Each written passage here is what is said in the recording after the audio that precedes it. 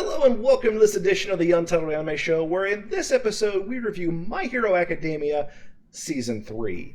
Now typically, this is where I hand it over to Sadar, and she goes through everything, like who made it, the show, when it was produced, where it's available to watch. Listen, it was in Shonen Jump, Viz Media, and it's available on Funimation and Crunchyroll. We've been through this with Season 1 and 2, so let's just skip that and go straight into the review.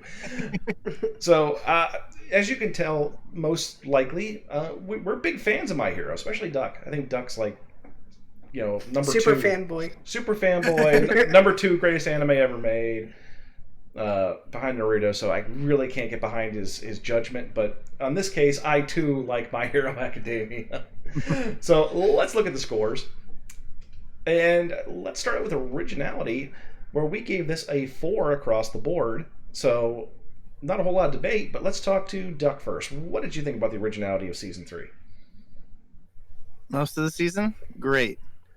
But we see a character in partway through the season that hates heroes because his parents were heroes and they were killed, and they died being heroes. And how could you call yourselves heroes if you left me alone, your poor little son? Something we've seen lots of times. Specifically, it's almost, the character's name is Koda. It's almost a direct. I feel like it's pulled straight out of Naruto and just slapped in the middle of this season. We can't even say Naruto, but because it's a trope. It's a trope. It's in so many different things. Yeah. But they work it into the story okay, and it's not as though it's like, this is the trope story arc. It's not the main focus. It's just the main focus of one small section of the story. So I'm giving it a little bit of a pass on that one. You have anything else for originality on there, Duck? No, other than that, it's good originality. Like, we see tons of stuff in this, that we continue to see more and more stuff that's just unique to My Hero. Even we meet some villains, even their cast of villains is quite diversified and unique. Although I will say some of the villains seem inspired by other, like, superhero villains.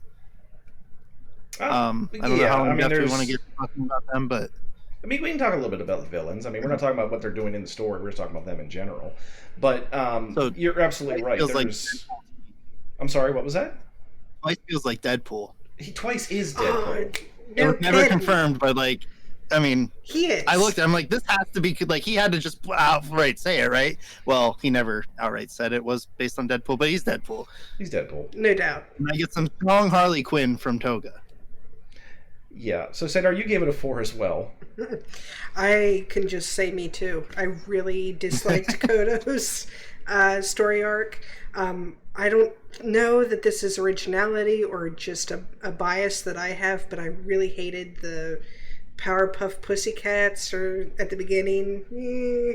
And Deadpool. Yeah, I like the original Deadpool more than I like Twice, although Twice is okay, but he's Deadpool. Yeah, he's a part and parcel Deadpool clone. No ifs, ands, or buts about it. And my only major complaint is the same as you guys. Coda. Stupid character, doesn't need to exist. Stupid trope. And, once you watch it, this is going to lead into your Season 3 fan service moment, where, of course, there's got to be an onsen, and, of course, all the female characters need to partake in it. And the pervert needs to be a pervert. The pervert needs to be a pervert. Again, with the other major complaint I have with My Hero in general is the existence of Mineta.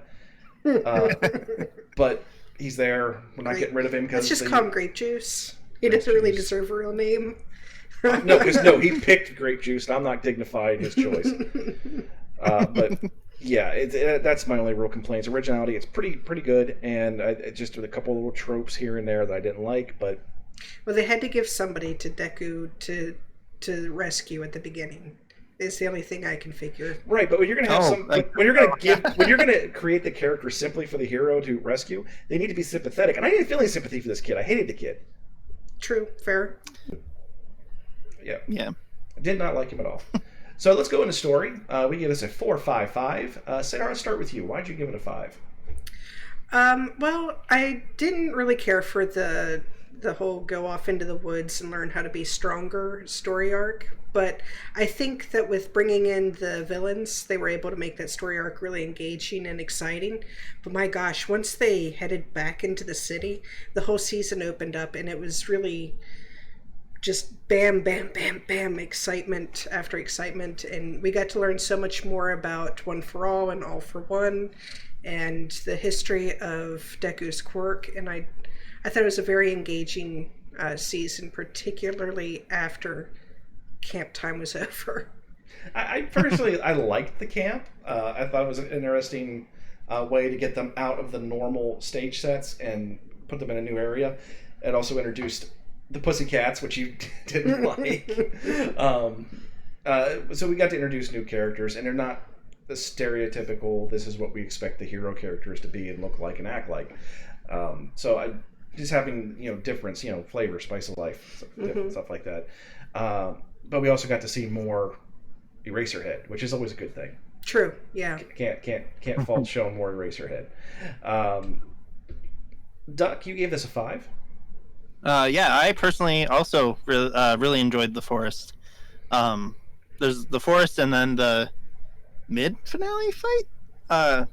Both really good. The final fight at the end is also pretty good. Yeah.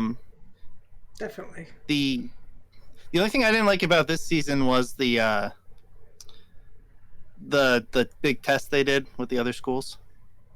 Yeah, I didn't really care for that too much. Exam, the provisional licensing exam. Yeah. That part was kind of meh. And I will add this in there too. It seems as it doesn't seem. If you actually look at the Japanese magazines, for some reason they love to rate their characters by viewer polls, and the most popular character by far is not Deku, is not Bakugo, it is not All Might. Who is it, Duck? Take a guess. My guess. Is it Aizawa? Nope, it is not Aizawa. Uraraka? No, definitely Froppy. not Uraraka. Not Froppy. It's a female character, though. It's a female character. Is it the one that has the hots for the other teacher who has the hots for Eraserhead? No, but that character's awesome. Yeah, she was pretty cool. Yeah, I don't know. She's a villain. Toga. Yes, Toga is the most popular character in My Hero Academia. Really? Consistently, she's being voted as the most popular character. I think her quirk's stupid. In fact, I totally was confused in the big test that they did that was Toga the first time I watched it. I had to rewatch those episodes to figure out what exactly was going on there. Yeah. It was really... So, get used to her, folks, because she's not going away. I don't have a problem with the character. It's just, like Duck said a few minutes ago, inadvertently, she's Harley Quinn. Mm-hmm. So, and people have a love affair with the crazy villain. I mean, that's true. Because she's not like an anti-hero or anything. She's just knucking futz. So that's all there is to it. She's good balance for twice. So let's move on to artwork. We got this rated at a 5.45. I thought the artwork was pretty good this season. I typically don't like it when animes, especially bright, vibrant ones, go into having those dark, gritty battles. But coming up to the mid-season finale is what I'll call it. It's a fight that lasts a couple days. It all takes place over one night. And it's dark, but at the same time, they do a pretty good job of keeping it colorful as they have and keeping it consistent without going into that, here's the dark, gritty part of My Hero. So I gave it a 5. I'm really, really digging the artwork for this season. Ducky, you gave this a 5 as well. What was your reasoning?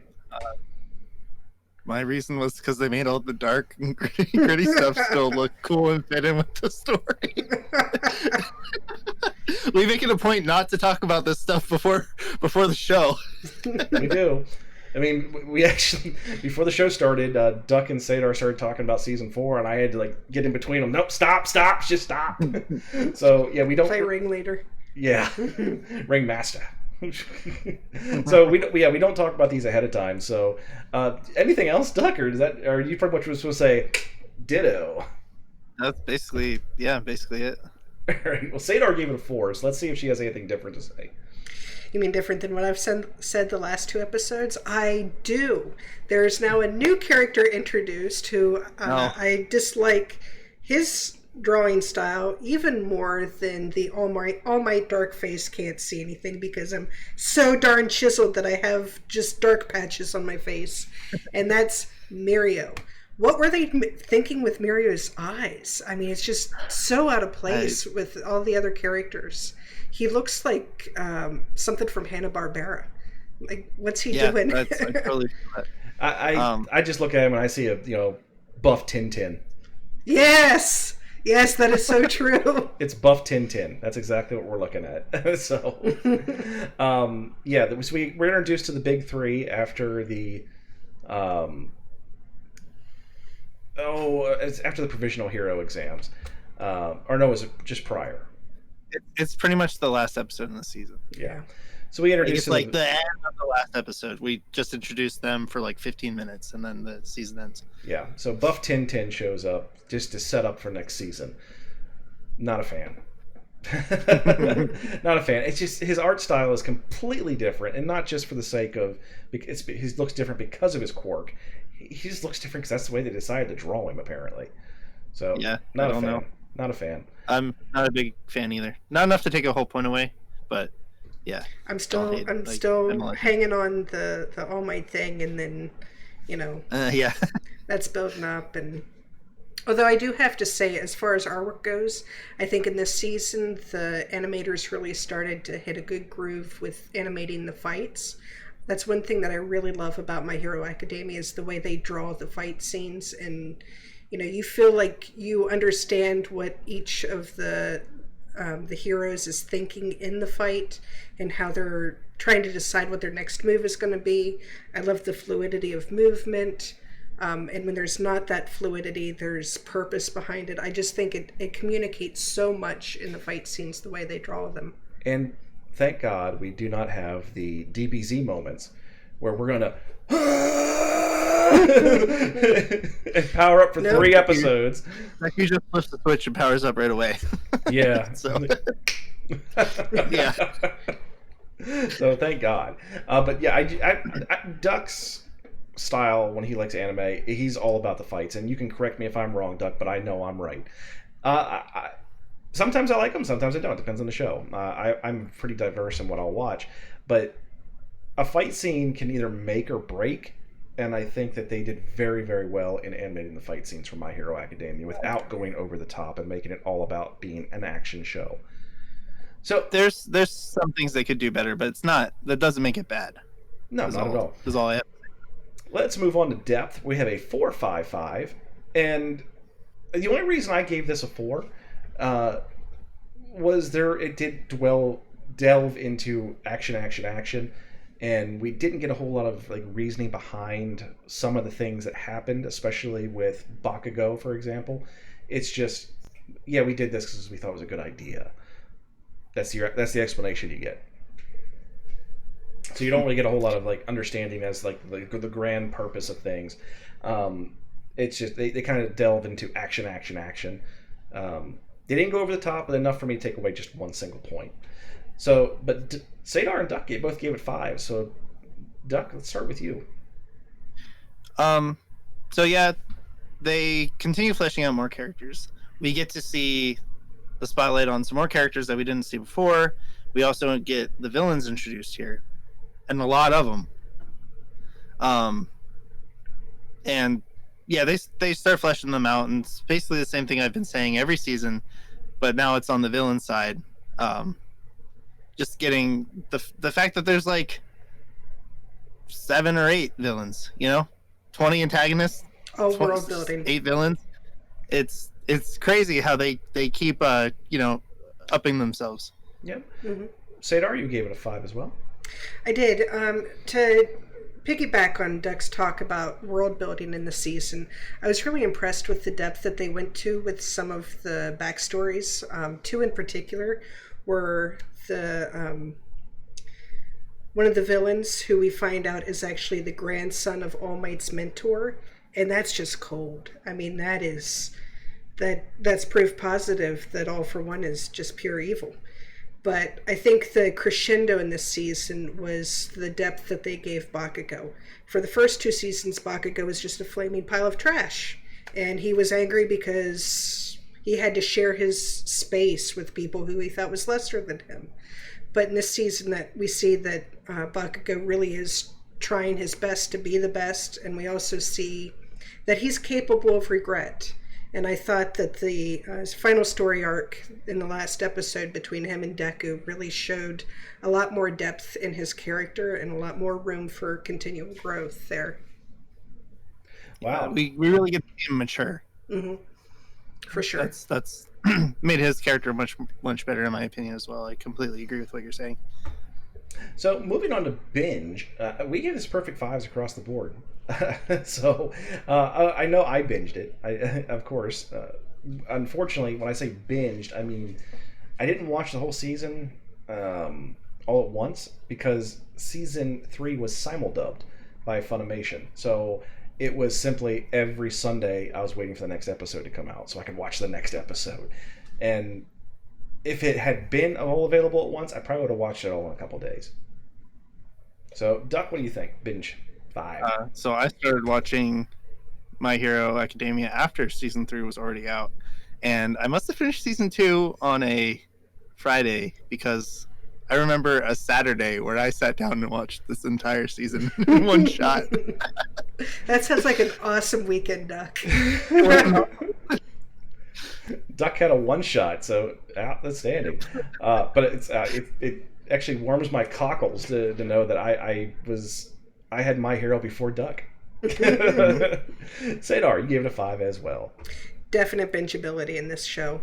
I mean, if you have to go to bed, if you're watching it on a weeknight, you've got work tomorrow, there are story arcs that stop and then take off again where you can break, but definite bingeability with this. Yeah, not a whole lot of filler. Maybe half an episode here and there of filler, but for the most part, it's pretty much one arc into another arc into another arc, and that's the way it goes. So yeah, definitely giving it a 5. But once we take all of our scores together and we average them out, we come to a average score for My Hero Academia Season 3 of 4.6, which rounded up gives it a perfect 5 broken heroes. We were introduced to the more dynamic forms of Small Might, which we're introduced to that in Season 1, so I'm not breaking anything or giving you major spoilers, but yeah, Small Might is going to be in a big way in Season 3, or at least alluded to, let's put it that way. But yeah, 4.6, that means it's a 5 out of 5 Small Mights. And we come to this point in the show where we ask, do you watch this show immediately? Do you put it in your queue, or you forget you ever heard about it? And we start with Duck. Put it in your queue. Don't stop watching. Why would you stop? So what Duck's trying to say is the same thing I would say, is watch it immediately. Don't put it in your queue and watch it later. You watch it right now. Oh yeah, that's what I meant. Yeah, watch it right now. Put it at the top of your queue is what I meant. There you go. Put it at the top of your queue. Sadar? I would say put it at the third of your queue. First you watch Season 1, then Season 2, then Season 3, and then you can move on to Season 4, which we will be reviewing next. Absolutely. So thank you everyone for watching the Untitled Anime Show, where this is the month of My Hero, and you can see My Hero Academia review of Season 4 that just ended if you're watching the dub today, actually, as we record this for Season 3. And we're going to roll right in and get Season 4 recorded out to you as soon as possible. And we hope you catch us on the next show. And make sure you like, subscribe, and you check everybody on their Twitch channels and everything else. And Duck wants to say one more thing before he signs us off. Who's your favorite? Oh, we didn't talk about favorites. Last time I interrupted you, and you said you were going to get to it after the watch it or put it in the queue, and then this time I let you get there, and you didn't get there. I didn't get there. So, who's your favorite? It's a tie. We got to see a lot of Dark Shadow in this, which was cool. It brought up a dynamic where actually it's Tsukiyomi and Dark Shadow are actually 2 different characters in one body. So that's awesome. I really like that. But he's tied with Dabi, who is my favorite villain in the show. Wink. Wink. Go watch the other videos. Sayar, who's your favorite character? You know, in season 3, it's really tough to say. Favorite character for season 3? I'm going to go Deku. I'm going to give it to Deku this season. Yeah, Deku had a pretty good story arc, which is probably the reason. Despite the way he was dressed, but I'll let it go. Yeah. Yeah, they do. They put him in some weird clothes. They really do. And if you've seen A Tale of Two Heroes, I'm gonna have to give this one to Deku as well, just because there's a lack of May. Wow. There's no May. So that's the best I can do for you. So thank you for watching, and catch us for season 4, where I will try my damnedest to remember to ask who's your favorite character. All right, folks. See you on the next one.